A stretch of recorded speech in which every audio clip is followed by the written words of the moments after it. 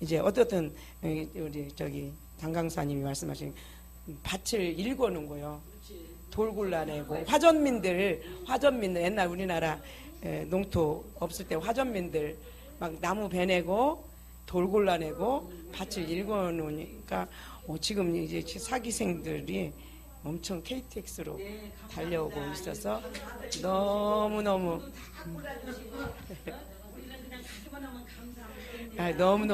너무너무 감사하고요. 감사하고 이게 기대가 이렇게 돼요. 기대가. 이거는 혼자서는 갈 수 없는 길이기 때문에 절대 남의 일이 아니에요. 절대 남의 일이 아니에요. 나 혼자 잘났다고 갈 수 있는 것도 아니고 내가 못하니까 못 가는 게 아니라 우리는 이 시스템 안에 들어와 가지고 함께 가는 거기 때문에 포도나무가 가지에 붙었기만 하면 열매는 절로 맺음 같이 틀림없이 이제 그래서 우리가 이제 기대를 하잖아요.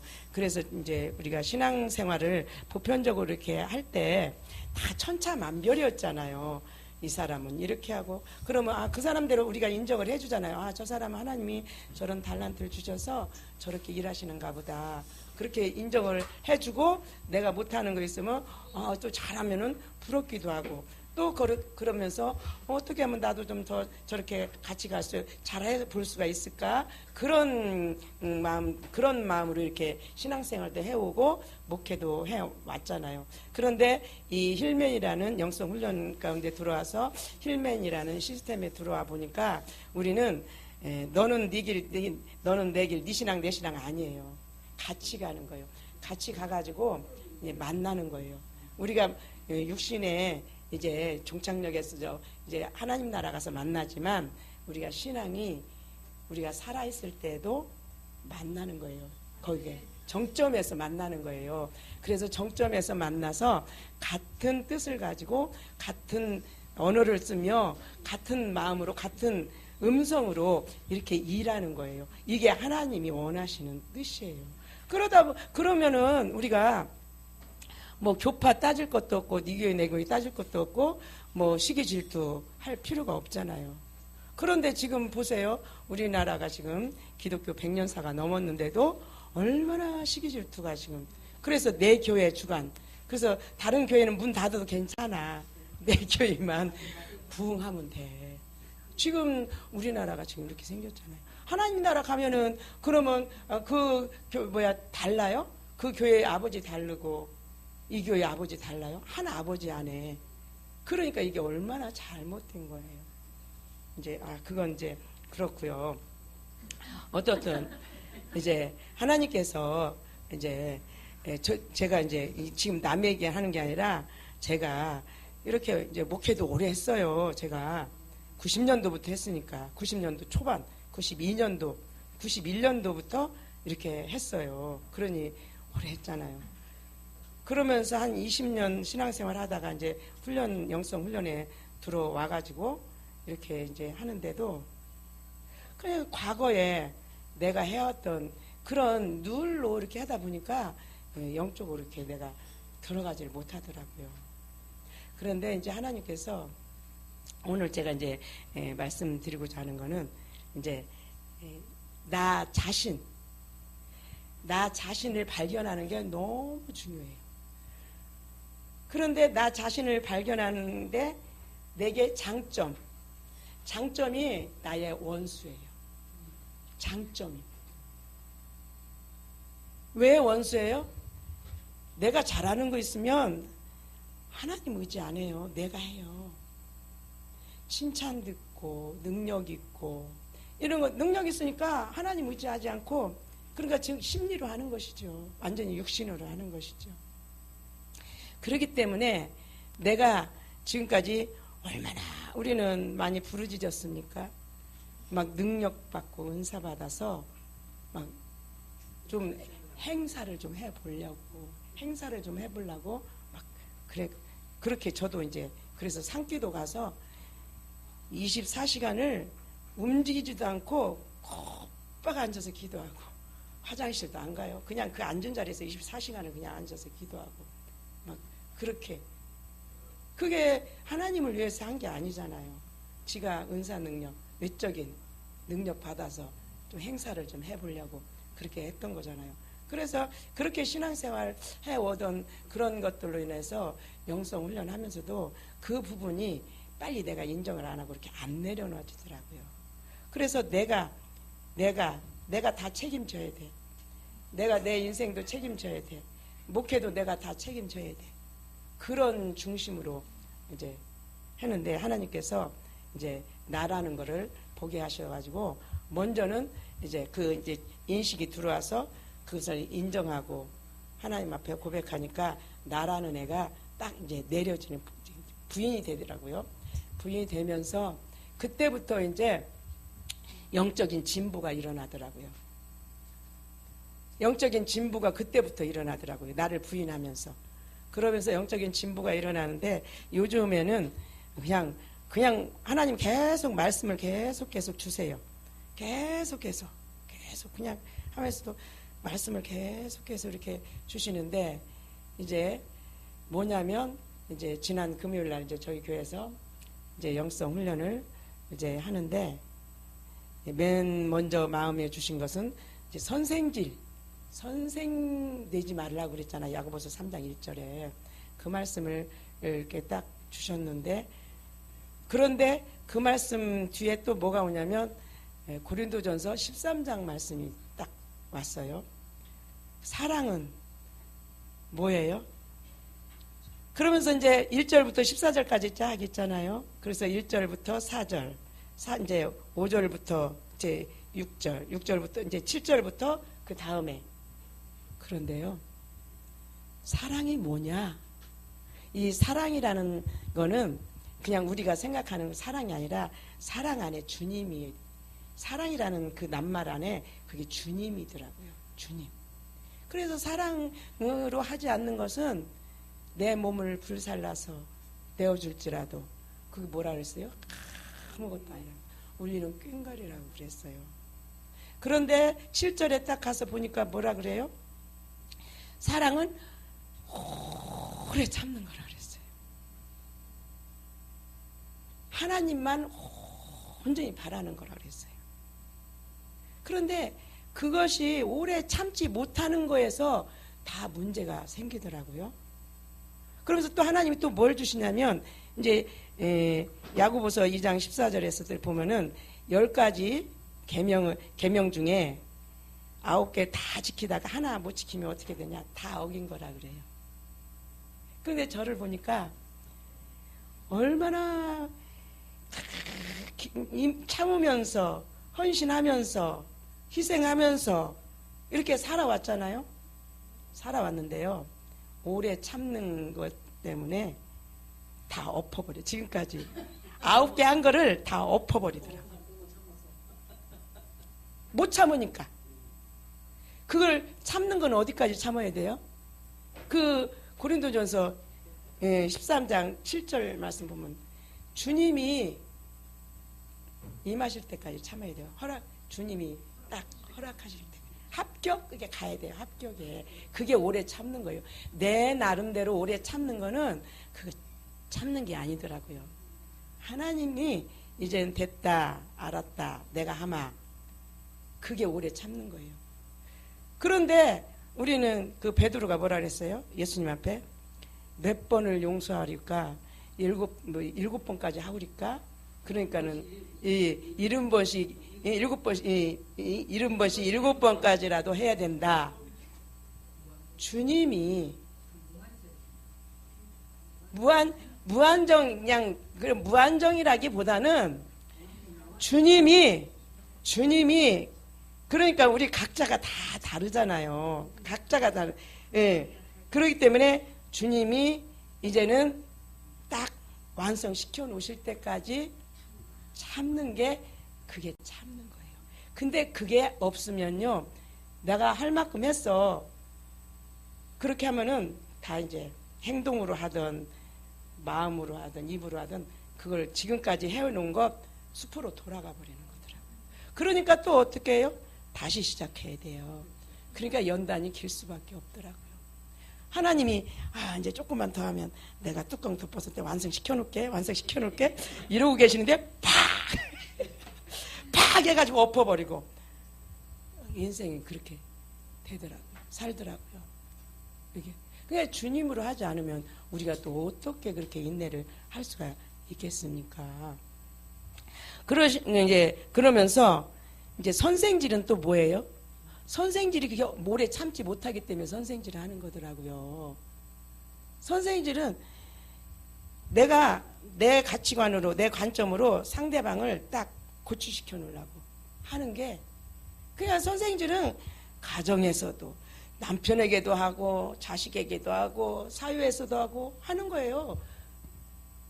근데 그게 윤리 도덕적으로는 맞을 수가 있어요. 윤리 도덕적으로는 맞을 수가 있지만, 그러나 우리 하나님은 오래 참으라고 말씀하셨고, 하나님이 또 오래 참아 주시고 계시잖아요. 지금도 참아 주시고 계시잖아요. 그러면서 이제 오늘 아침에 또 이제 어떤 말씀을 주시냐면, 창세기 12장 1절 말씀 뭐예요? 아브라함에게 주신 말씀. 본토 친척 아비 집을 떠나라 그러셨잖아요. 우리도 본토 친척 아비 집을 떠나는 거더라고요. 그거는 이제 구약은 육신의 법이고 신약은 영의 법인데, 근데 거기서 하나님이 영적으로 딱 이렇게 조명을 해주시는데, 우리 본토는 어디예요? 세상이죠.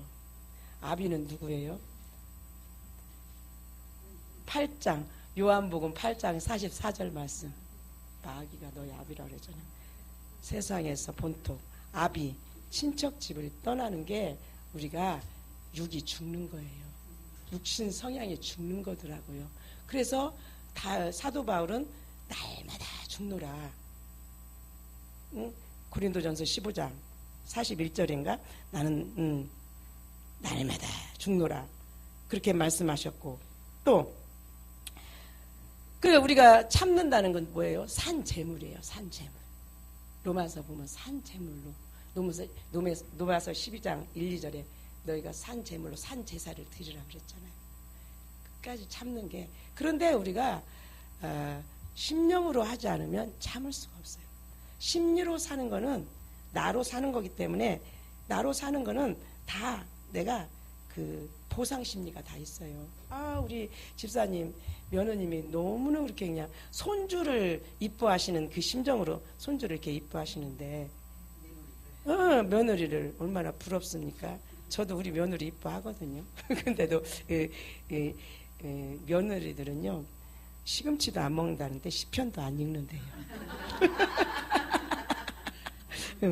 시편도 안 읽기 싫다고 그런데요. 그렇게 시어머니까. 근데 거기 가서 3박 4일 한참 때가 스맛이 쏟아지게 가서. 그러니까 우리가 그렇게 잘 해주고 그냥 주님으로 잘 해주면 내가 보상 심리가 안 들어오잖아요. 근데 내가 하면은 은근히 내가 이렇게 했으니까 네가 이렇게 저게 어떻게 나한테 잘 해주지 않을까? 그런데 그 기대에 거의 못 미치죠.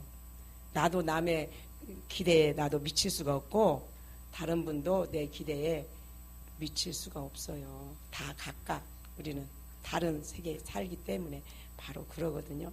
그런데 우리가 그렇게 보상 심리 가운데 있으면 참지를 못해요. 선생질 할 수밖에 없어요. 참지를 못해요. 그래서 보상 심리가 없고, 그러니까 그거는 에로스적인 거고, 그러니까 아가페 사랑으로만이 우리가 오래 참을 수가 있더라고요. 그래서 본토 친척 아비 집을 떠나라. 하나님이 영적으로 딱 조명해 주시는데, 맞아. 그래 이제 이 세상 것을 우리가 위의 것을 찾으라고 골로새서 3장에서는 그러셨잖아요. 위의 것을 찾아라. 그러면은 어떻게 해요? 우리가 하나님 안에 감추어진 자들이라고 그랬어요. 그래서 하나님의 영광이 나타날 때, 예수님 재림하실 때 그 안에 영광 중에 너희도 나타나리라.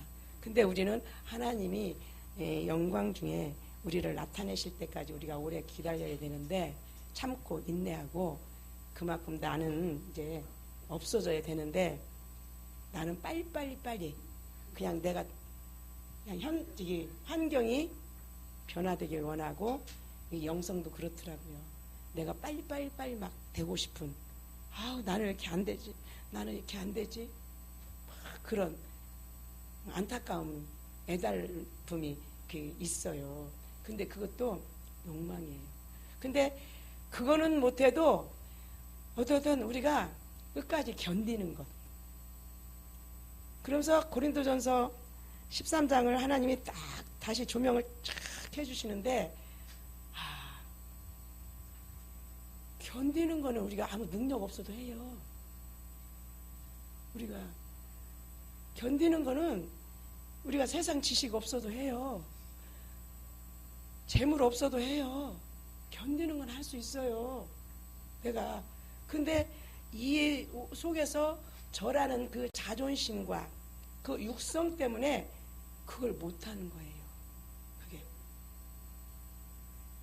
그렇기 때문에 우리가 하나님 앞에 그러면서 또 이제 고린도전서 15장 41절 보면은 해의 영광이 다르고 달의 영광이 다르고 별의 영광이 다르고 별과 별의 영광이 다르다 그러셨잖아요. 그러면 여러분들은 어떻게 그렇게 그 말씀 읽을 때 어떤 생각이 들어요? 나는 해의 영광이 돼야지. 그런 마음이 막 왔어요? 저는 안 왔어요. 그냥 문자적으로 읽었어요. 그러면서 과연 해의 영광은 그 어떤 사람이 진짜 될까? 막 유능하고 능력자고 막 그런 사람이 해의 영광이 되겠지? 그럼 막연하게 생각을 했거든요. 그런데 하나님께서 알려주시는데 그 해의 영광은 뭐 세상적으로 능력 있고 유능하고 많은 업적을 이룬 분이 해의 영광을 얻는 게 아니라 고린도전서 13장 말씀 오래 참는 자. 그래서 주님이 나타나실 때까지 오래 참는 자. 그래서 주님 안에 감추어져서 주님이 드러내는 자. 그러면 갈 수 있죠. 내가 능력이 없어도 갈 수 있잖아요. 해의 영광이 될 수가 있잖아요. 그게. 그러면서 하나님이 그러면 그렇게 오래 참으면서 어떻게 되겠어요? 우리가 성향이 바뀌잖아요. 어떻게? 예수 그리스도의 장성한 분량에까지 이르는 게 바로 키워드가 거기에 있더라고요. 그래서 모든 말씀이 다 이제 함축되어져서 이렇게 오는데 그 오래 참는다. 이제 그게 즉 심령으로 산다. 즉 주님으로 산다. 그것을 딱 세워놓으셔가지고 말씀이 딱 이렇게 모여들어서 그 말씀을 더 쫙 든든하게 이렇게 북돋우는 그 말씀이더라고요. 이게 북돋워서 딱 세우는. 그래서 그러면서 이제 소망이 하나님께서 소망을 주시잖아요. 그래. 이제 하나님이 주셨으니까 오래 참는 거다. 견디는 거다. 근데 나로 심리로 하면은 할 수 없다. 오직 주님으로 내가 죽고 죽어서 주님만 드러나게 하면은 오래 참겠구나. 참을 수가 있겠구나.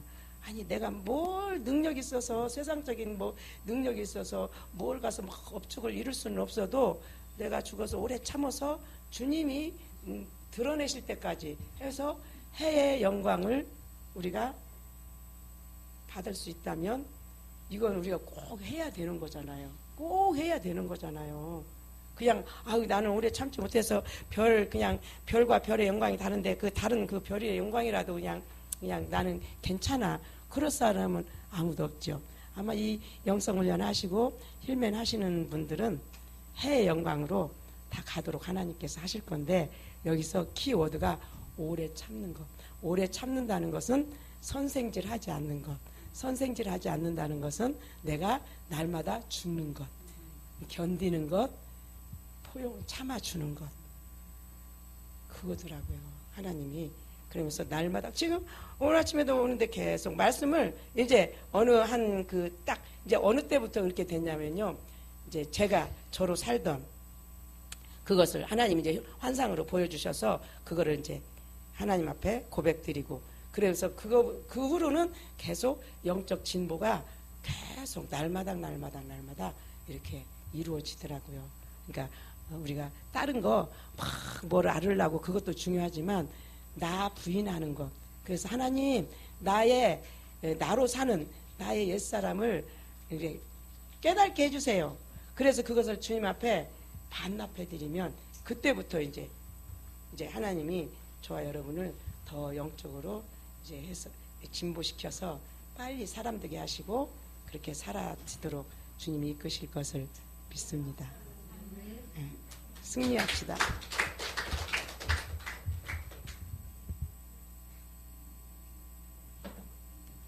우리 진짜 나비 집을 떠납시다.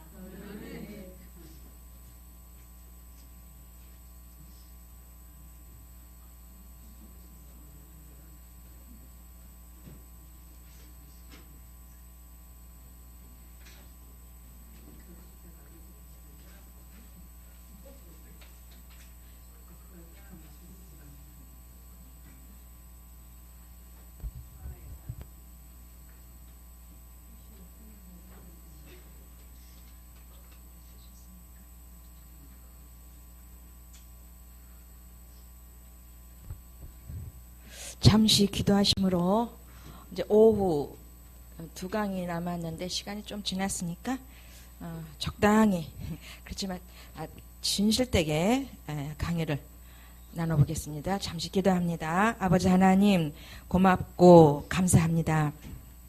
말할 수 없었던 벙어리들 반벙어리들을 이렇게 영적인 깨달음을 주시고 오성 영의 지각과 또한 깨달을 수 있는 부분을 열어주셔서 여셔서 직접 말할 수 있는 통로를 만드시고 그 통로 가운데에 여러 가지 감정들을 섞어가면서 아버지의 말씀을 선언하게 하시니 참으로 놀랍습니다.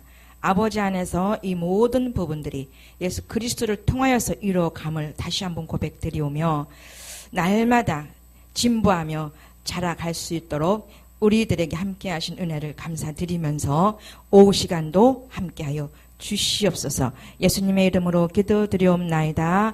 아멘. 예.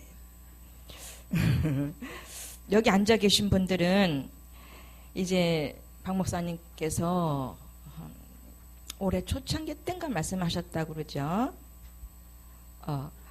이제 사람 10명 만들 것이다. 곧. 그리고 30여 명이 지금 여진 중이다. 그리고 70명 해서 100명을 만드셔서 우리 축전교회에다 주시겠다고 하셨습니다. 여기 계신 분들이 여기 축전교회 오시지 않는다 할지라도 그 100명 교회에 다 들어갈 줄 믿습니다. 100명 교회. 본인들이 스스로 하나님이 교회가 되시는 그 교회 되실 줄 믿는데 그 존재가 영적 존재인 사람으로 사는 심령으로 사는 그러한 아버지께서 정말 사랑하는 사람으로 바꾸는 과정 속에 있는 줄 믿습니다. 늦지 않았어요. 시작이 이미 절반이잖아요. 오늘 정현옥 집사님 또 우리 유자성 목사님 두 분의 간증을 드리면서 우리 또 홍보대사네. 그야말로 홍보대사시네. 함께 말씀하시는 게 힐링과 멘토링의 홍보대사시네요. 저분이 많은 땡 이렇게 정해 놓으시는 거 이렇게 딱 정했어요. 저분은 뭐 어떻게 할 수가 없고 저분도 어떻게 할 수 없는 빼도 박도 못하는 그러한 위치에 하나님께서 넣고 계십니다. 그러면서 저는요 이제 조금씩 더 제 모습을 보게 되는데 요걸 깨닫기 전에는 지체라고 했을 때 그러니까 저를 한 오른팔로 봤다면 나머지 분들은 나머지 지체로 이렇게 보는 성향 그런 깨달음이었는데 최근 얼마 전서부터는 나의 지체는 나라는 존재는 새끼손가락 같아. 그리고 나머지들은 다 보세요. 지체 중에서 가장 작은 것도 발가락 새끼 발가락이겠네요. 가장 작은 거야. 그러니까 보십시오. 정현옥 저분에게 없는 거 제게 없는 거 저분이 갖고 계시고, 유자성 목사님 없는 거 갖고 계시고, 아까 또 오전에 강의하신 저분 기가 막히게 지적 능력이 굉장합니다. 지적 능력이 너무 많다고 하니까 빨라. 그걸 다 내느라고. 그러니까 지적인 것이 많은 사람일수록 말이 빨라요. 그건 이렇게 인정하고 들어가시는 거야. 이제 심령으로 깊이 들어가면 이게 박 목사님처럼 굵직굵직하게 그러면서 메모가 돼요. 박 목사님의 그 언어 나오는 말씀은 메모를 할 수 있어. 많이 한 80%. 단어도 아니고 80%는 되는데, 또 우리 그 한수환 교수님 오셨었잖아요. 과거에 저 1월 달에 우리 집회할 때 그분의 말씀은 못 따라 적겠어. 못 적었어. 제가 포기했었어요. 와, 그 언어 그리고 지적 능력이 대단하니까요. 도대체 필서가 안 되는 거예요. 무슨 얘기인지 아시겠죠? 더 저보다 나. 하면 가면 갈수록 난 이런 존재구나. 그럼 더 지나가면 갈수록 진짜 난 먼지다. 이 고백이 나올 것 같습니다. 아무것도 아닌 거. 자, 보겠습니다. 조금 전에 오전에 우리 그 신성진 목사님께서 22쪽하고 23쪽을 하셨습니다. 자, 이번 시간에는 251쪽부터 끝까지를 과연 할 수 있을까 모르겠어요. 자, 설명드릴게요. 목사님께서 오늘 또 일이 있어서 출타 중이십니다. 저희들도 어제 끝나고 알았어요. 그러면서 저희들에게 이제 그 숙제, 어느 부분을 해야 될지를 일러주셨는데, 요거는 지속적으로 해야 될 거고, 그리고 요번 타임이 요 5월달이 사기생을 추가 모집하는 그 주간이에요. 그 날이기 때문에 목사님께서 첫 번째 사람 되어져가는 첫 번째 과정에서 첫 번째 단계에서의 성경적 이해, 구속사적인 부분들을 설명하시기 위해서 이걸 다루신 거예요. 어제 성경의 핵심, 뭐죠? 성경에 입각한 영성의 핵심, 이걸 좀 어저께 좀 다루시다가 요거는 지속적으로 할 것이고, 그러면서 이게 사기생의 다시 재모임이기 때문에 다시 새로운 사람들을 모집하는 과정이라서 이 영적 존재로의 인간학하고 사람의로의 인간학을, 특히 사람의로의 인간은 좀 더 앞선 거니까 영적 존재로의 인간학을 처음부터 했으면 어떨까라는 의견을 주셨어요. 그러면서 또 한편으로는 이걸 공부한 분들이 계시기 때문에 몇 번 읽으셨잖아요. 그분들을 위해서 혹시라도 251쪽부터 고 200 영적 존재 209장까지 262장까지 251쪽부터 이거 몇 번 했던 부분인데 요걸 다시 한번 리바이벌 하면 어떻겠냐는 의견도 내주셨습니다. 그래서 조금 이제 기도하는 도중에 어차피 처음부터 영적 존재로의 인간학을 처음부터 할 건지 아닌 건지는 박 목사님께서 여전히 결정을 해주셔야 되겠고, 그리고 요건 이제 지속적으로 할 것이고, 그래서 저는 요 부분을 택했어요. 251쪽부터 그 끝에까지. 왜냐하면 어저께 또 말씀해 주셨습니다. 영적 존재로의 인간학의 총 종합은 251쪽부터 그 끝까지라고 말씀해 주셨어요. 그래서 이 부분을 주로 읽는 차원에서 함께 가보겠습니다. 주로 뭐라고요? 제가 서로 함께 읽는 차원에서, 부연 설명보다는 읽는 차원에서 이렇게 들어가겠습니다. 그래야 좀 시간이 빨리 갈 것 같습니다. 빨리 간다는 것보다 어쨌든 알차게 하기 위해서는 우리 말에 섞다 보면 또 시간이 길어질 수밖에 없기 때문에 그 방법을 기도하면서 제가 택했습니다. 그러면서 아까 그 23쪽 있었어요. 플라톤과 아리스토텔레스 그 부분 나오는 부분 23쪽, 22쪽, 23쪽이 있는데, 여기 처음 보는 부분은 이 부분을 읽는 방법이 조금 미숙할 수가 있어요. 번호가 있잖아요, 거기. 그죠? 1번, 2번, 3번, 4번, 5번, 6번, 7번. 23쪽에는 번호가 있죠? 이 영성의 핵심. 이 책 갖고 계시는 분들. 사람이란 무엇인가? 페이지 수가 조금 틀릴 수도 있겠나 보다. 사람이란 무엇인가? 그 페이지예요. 영혼과 사람이란 무엇인가? 그래서 22쪽, 23쪽을 이렇게 번호를 이렇게 하면서 비교해 가면서 왼쪽과 오른쪽 이렇게 읽어야 되는 부분에서 미숙할 수가 있기 때문에 이 부분을 제가 또 16쪽 그러니까 252쪽에 플라톤과 아리스토텔레스가 나오는 부분이 있어요.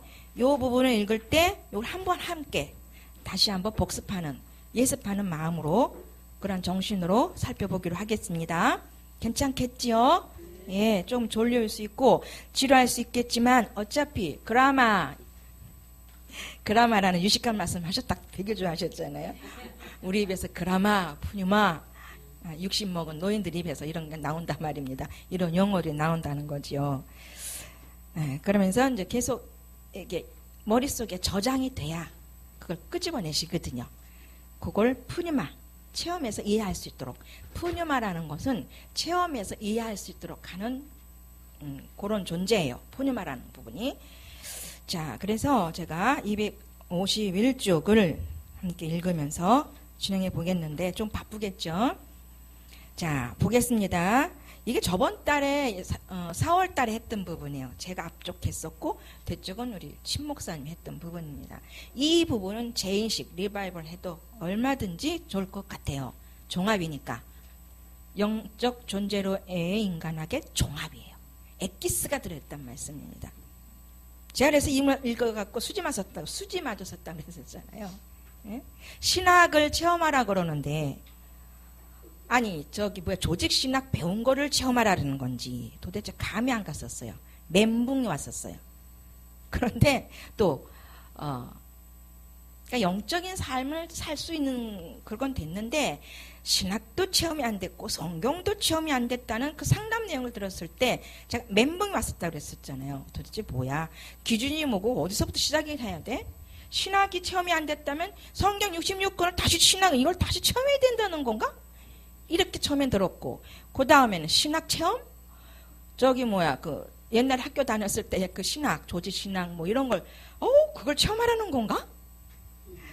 이런 멘붕이 왔었었는데 너무 범위가 넓은 거예요. 그런데 이제 딱 말씀해 주셨잖아요. 251쪽부터 끝까지를 읽으면서 체험하라. 그리고 성경도 로마서 6장, 7장, 8장 체험하라.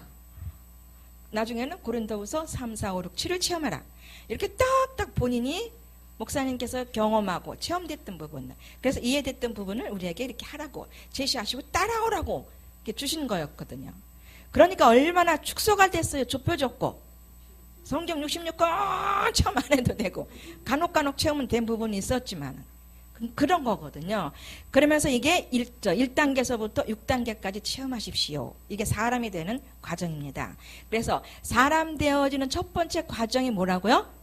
요거 성경 이의 구속사적인 체험들, 그 가치관, 그 인식들이 다 이제 영성훈련 했기 때문에 여기 들어있는 것을 다시 끄집어내서 이걸 하신 거예요. 어제. 이게 성경적 이해입니다. 첫 번째 단계. 그래서 구속사적으로 쭉 체험이 된 부분들을 앞전에 얘기하셨고 이렇게 하신 거예요. 오늘 또 계속 이었고 다음 달에도 여기 이어서 갈 겁니다. 이 책은 그렇게 이어서 갈 겁니다. 자, 이해가 되셨죠? 총체적인 이해가 된 줄 믿습니다. 자, 251쪽입니다. 함께 읽습니다. 16 시작. 인간 영과 하나님의 푸뉴마와의 관계. 어떤 관계가 있기에 인간은 하나님의 푸뉴마를 논하고 또한 그분을 만나야 비로소 생의 의미를 가진다고 말할 수 있는가? 그리고 어떤 근거에서 푸뉴마를 만날 수 있다고 말할 수 있는가? 물론 여기서 우리가 인간이 정신을 처음부터 하나의 실체로 가지고 있다는 의미는 아니다. 정신이란 창조주의 실제성과 관계할 때 생기는 실존 또는 주체의식을 가리키는데 여기서 비로소 인간은 나는 있다는 말을 하게 된다. 여기서 일어나는 자의식, 즉 나는 있다는 의식은 나는 존재한다는 식의 사변적이고 관념적인 자의식으로 일어나는 것이 아니라 나는 실제한다는 의식으로 일어난다. 하나님의 실제성과 관계하면서 인간은 정신이 되는 것이다. 그래서 그 푸뉴마는 체험해서 이해되는 것이에요. 체험해서 영적으로 이해되는 것을 뭐라고요? 푸뉴마라 한다. 그래서 이해돼서 아는 것. 그래서 아는 것 두 가지가 있다 그랬죠. 그라마, 지식으로 아는 것. 왜? 우리의 지성이 지식으로 아는 것. 이성이 지식으로 아는 것. 그걸 그라마라고 그런다 했어요. 그 다음에 그 아는 것을 체험해서 영적으로 이해돼서 아는 것, 그것이 푸뉴마라. 요 두 가지 부분을 거기에서 좀 알면 되겠고 이해하면 되겠고요. 자, 오전에 또 말씀하셨어요. 우리 신 목사님이. 저도 어저께 박 목사님께서 주신 그 카톡 그 내용을 보고, 문자 내용을 보고, 그러니까 박 목사님하고 한유수환 교수님께서 메시지 교환을 나누신 거예요. 이제 그중에서 사람 되어져 가는 사람들에게 문자를 주신 것 같습니다. 저도 그 부분의 말씀이, 그러면서 그 문자 내용이 참 스무스해. 그분은 진짜 학자다운 용어를 써요. 그분의 그 문자적으로 오는 것을 우리에게 읽으라고 보내줄 때는 탁 티가 나. 목사님이니까 하고 항상 교수님의 그 어투가, 말 색깔이 그 문자 안에서 느껴져요. 진짜 학자더라고. 진짜 학자다운 용어를 쓰시는 거예요. 그래서 이제 우리는 이렇게 체험이 됐다. 항수환 교수님의 이 책들이 신학적인 것들이 성경적인 것들과 함께 체험에 대해서 지금 사람이 되어져 가서 이렇게 좀 세계적으로 나가는 준비에 있고 지금 가고 있다. 이렇게 말씀을 이렇게 메시지로 보내드렸는데, 그분이 이제 답장을 주신 거를 아까 말씀하신 거예요. 그게 뭐냐면, 어떻게 말씀해 주냐면, 카톡으로 신학의 사명. 본인들은 신학자의 사명을 가지고 있는 겁니다. 신학자의 사명으로 이 책들을 쓰는 거고, 지금도 교수 활동을 하시는 거고, 그러니까 신학자의 혀, 학자의 혀예요. 그야말로 그분은. 그러면서 어떻게 주셨냐면은, 신학이 체험을 판단하는 것이 아니다. 신학은 체험을 판단할 수가 없다는 거지요. 체험이 먼저예요. 근데 유익한 체험을 신학이 정리해 주는 거다. 이렇게 표현해 주셨어요. 그것이 본인들의 사명이라는 겁니다.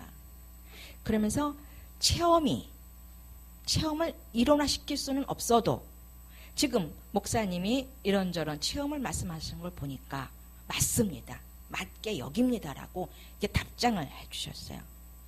무슨 얘기인지 아시겠죠?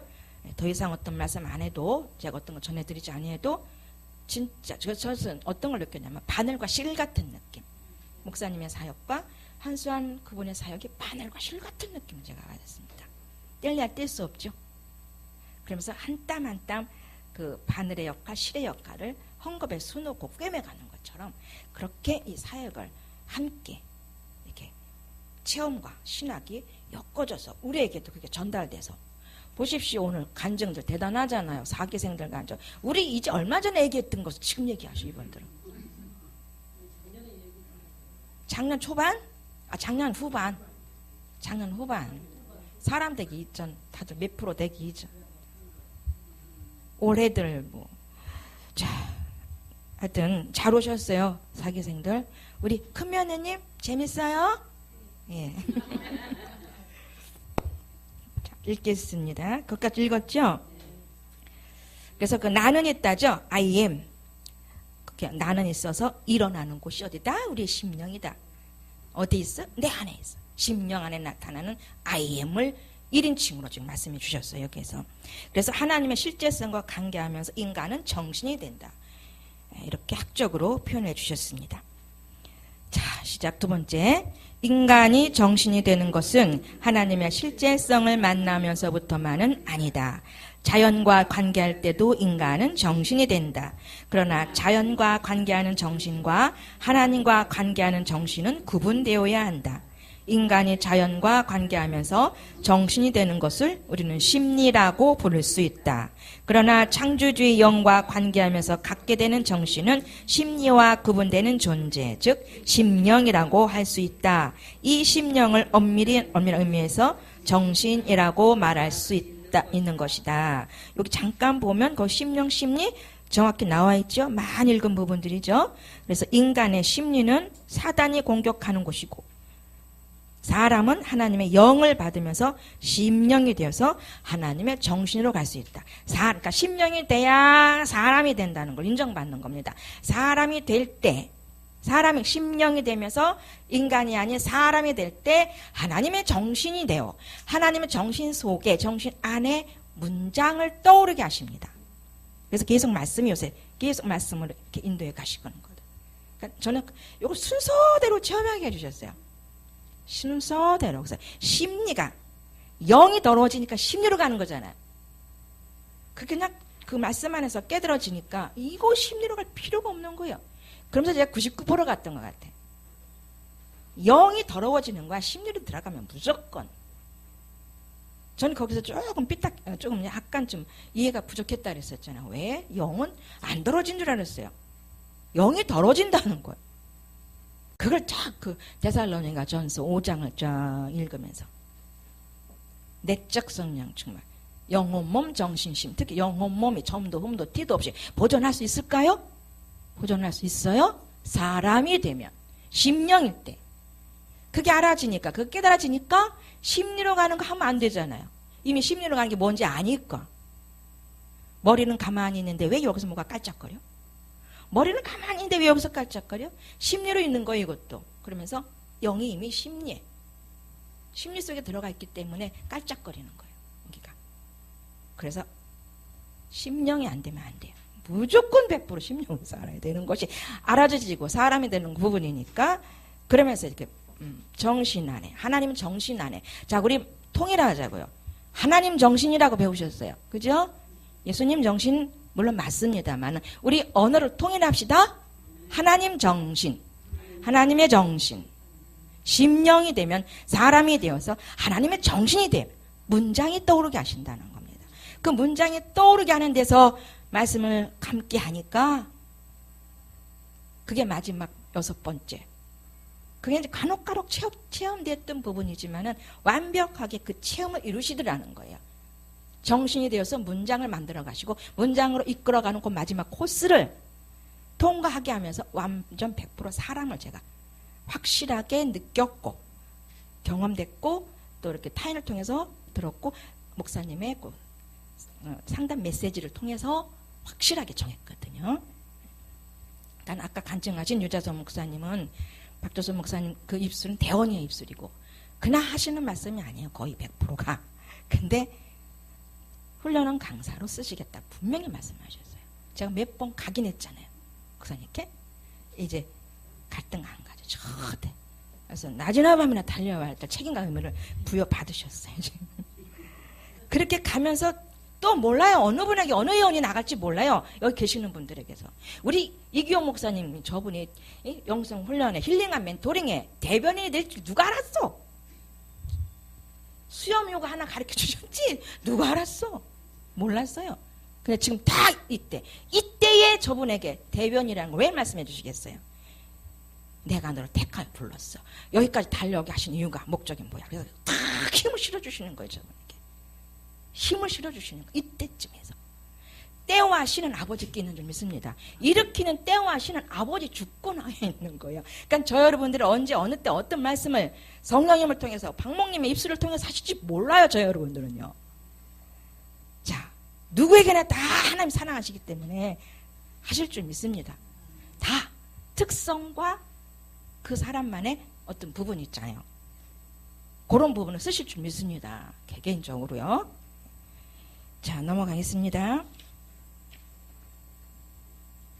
3번 읽을까요? 거기 맞나? 시작. 사람의 영은 어떤 근거로 창조주의 푸념말을 만날 수 있을까?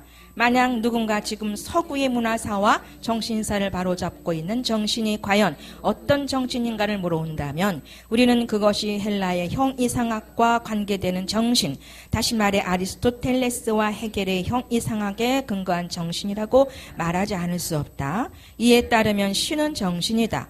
신이 정신이라는 말은 아리스토텔레스에 의하면 신은 정신으로서 스스로 관계하며 또 세계 밖에 있으면서 동시에 세계와 관계하고 모든 것을 파악하고 있고 모든 것을 완성시키고 모든 것을 관리하며 동시에 자기 자신과 함께 하나로 만드는 힘이다.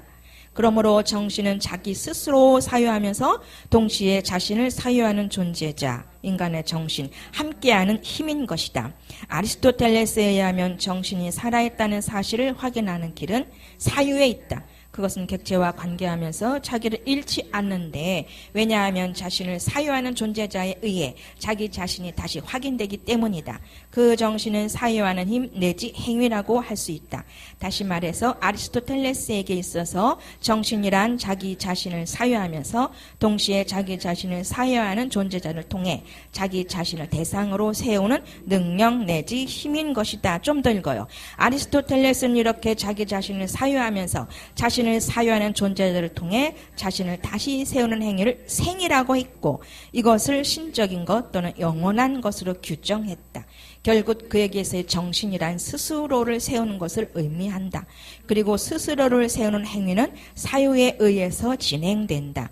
우리는 이것을 자기에게서 나와서 자기에게로 돌아가는 행위로 정리할 수 있는데 이러한 아리스토텔레스의 정신에 대한 개념을 헤겔은 더욱 성숙하게 발전시킨다. 헤겔에게서 정신은 처음부터 자기 자신을 사유하면서 스스로를 세우는 주체이다. 그러나 이 주체는 객체라는 대상을 마주 세워놓고 자신을 사유하며 자신의 실제성을 의식한다. 그래서 주체는 자신을 사유하고 의식하기 위해 자신을 위화시켜 스스로를 객체로 세운다. 그러면서 다시 그렇게 세워진 객체와 주체인 자기 자신이 화해하면서 하나로 합일하게 된다. 나로서 존재하는 주체인 정신이 외화할 때는 인륜성이라는 실제성을 띠게 되는데 예를 들어 가정, 시민, 사회 그리고 국가가 정신의 현현으로 이해된다. 말하자면 정신은 여기서 우리로 표현된다. 그러다가 객체와 주체가 합일되면 그때 정신을 절대 정신이라고 한다. 그런데 이 정신은 예술이나 종교 그리고 철학에서 발견할 수 있다. 그러므로 정신은 헤겔의 철학에서 이해되는 바의 정신이란 나 또는 주체로 표현되기도 하고 동시에 우리로도 이해되면서 마지막으로 나와 우리가 하나 되는 정신으로 이해할 수 있다까지만 보고 거기 이제 플라톤과 아리스토텔레스가 등장을 합니다. 철학자가 등장하면 뭔가 좀 딱딱해질 수가 있어요. 그런데 이분을 통해서 인간에 대한 말씀이 있어요. 인간은 어떻게 얘기하는가가 오늘 그 아침 오전에 봤던 그 22쪽, 23쪽 잠시 보고 보겠습니다. 아까 설명하셨던 부분인데 또 마지막 부분이라 조금 우리 목사님께서 시간 때문에 조금 설명을 덜 하고 가신 것 같아요. 읽고. 근데 이미 그 속에 다 있습니다. 다시 한번 확인하는 복습으로. 그리고 읽는 법은 잘 모르셨었죠? 어떻게 읽는 건지. 그죠? 1, 2, 3번이 있는데 여기 또 1, 2, 3번 도대체 뭔가. 자, 여기 1번을 이렇게 옆에 있는 걸 봐가면서 읽는 거예요. 그래서 한번 읽어볼까요? 자, 23쪽에 있는 것을 이쪽에 1번. 보죠? 그 1번 있죠? 여기 왼쪽에 1번. 영혼과 몸이라 말한다. 그대로 설명했죠? 예. 자, 옆에 걸 읽읍시다. 다시 한번. 1번 그림을 보되 옆에 내용을 읽으면서 시작.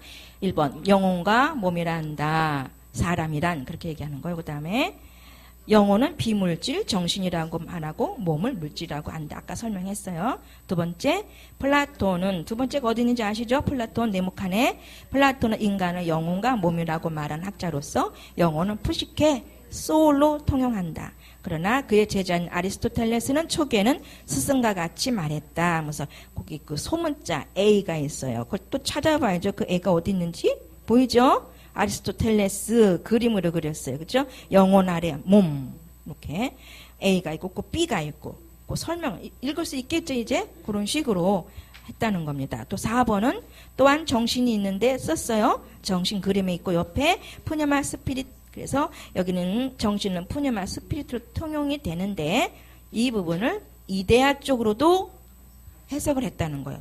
봤다는 거예요. 그래서 여기에서 서양 철학이 나오고 이 부분을 윤회적인 것으로 봤어요. 윤회로도 봤어요. 이렇게 왔다 갔다 돌아간다는 이게 윤회를 여기서 봤어요. 윤회로. 그다음 6번입니다. 기독교에서는 어떻게 얘기하는가? 그래서 기독교에서는 앞에 대문자가 S자일 때 성령으로 번역 이거 다 알고 소문자일 경우 인간으로 다시고 사람의 영 스피리트. 7번입니다. 이거 여인에 대해서 말했죠. 부모, 자녀, 여인인데 두 부분으로 살 수 있다는 거. 그래서 또한 두 감정으로 살 수 있다는 걸 얘기했어요. 7번 함께 읽어봐요. 또한 정신을 이해함에 있어서 예를 들면 한 여인이 부모에게는 딸이며 자녀에게는 어머니이듯 딸과 어머니는 두 사람이 아니지만 두 관계를 갖게 되는 것과 같은 이치로 봤다는 거예요. 누가? 플라톤, 특히 아리스토텔레스. 정리되셨죠? 자, 읽는 법도 아시겠죠? 자, 그 다음 페이지 가면 그렇게 읽어줘야 되기 때문에 제가 그 말씀을 드린 거예요. 그렇게 읽으면서 예습해 오셔야 돼. 다음 달에. 2페이지가 그렇게 나와 있어요. 옆에 페이지는 아닌데 22쪽, 24쪽, 어디? 26쪽이 그렇게 나와 있으니까 그 설명대로 읽으면 이해가 빨라지겠죠? 예, 됐습니다. 됐고요.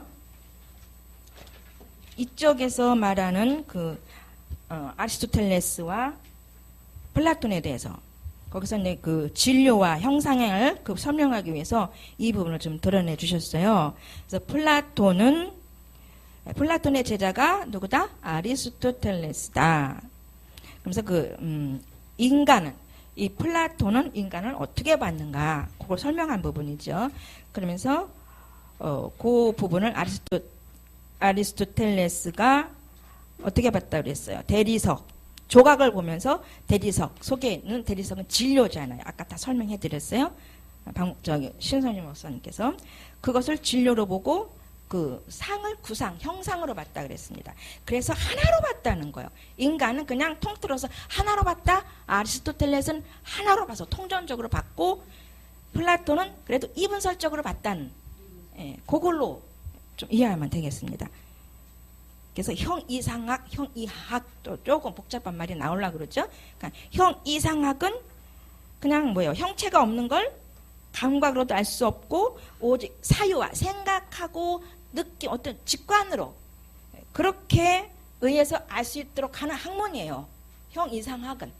근데 형이학은 어떤 그 시간이나 공간 속에서 형체를 가지고 연구하는 거. 형체를 보고 얘기하는 것을 형이학이라고 얘기한다. 그 정도만 좀 이해하고 가시면 되겠습니다.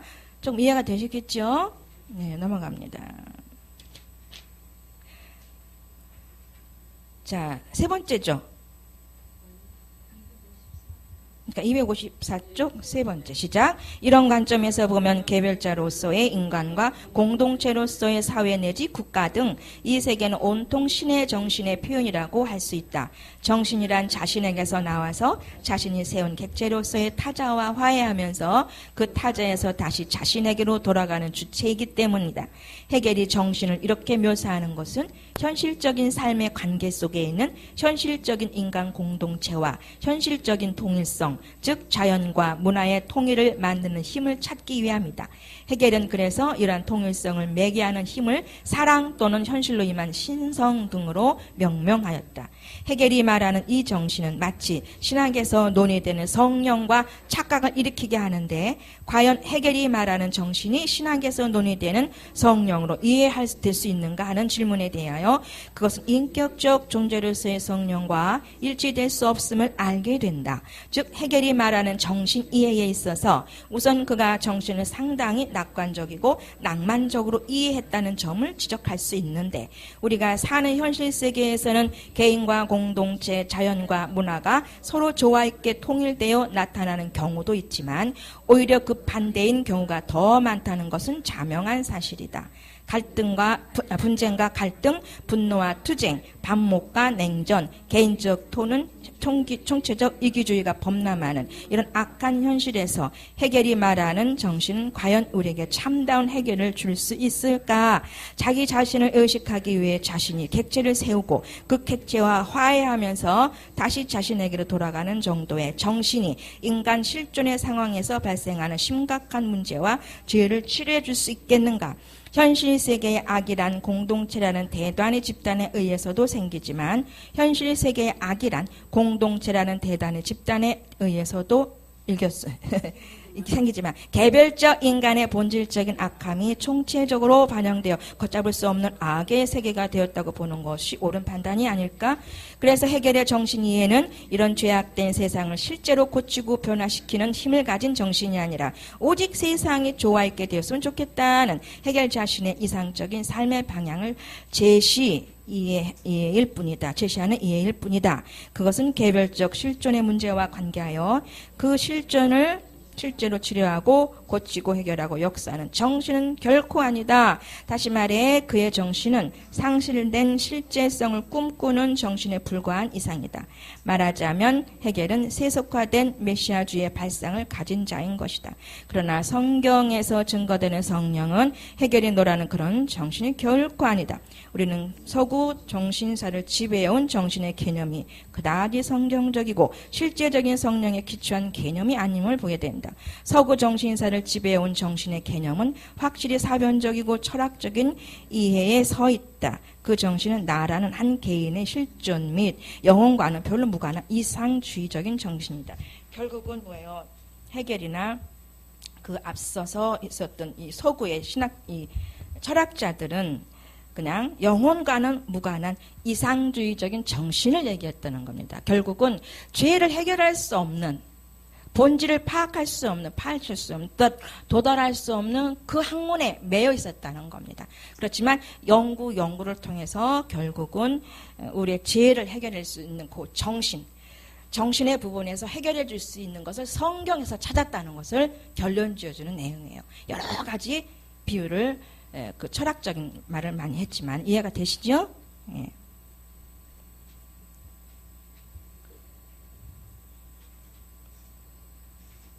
그러니까 아리스토텔레스는 자기 혼과 영에 대해 얘기했지만 결국은 도움을 줄 수 없는, 죄를 해결할 수 없는 연구를 했다. 이걸 또 발견하게 되는 겁니다. 점차적으로.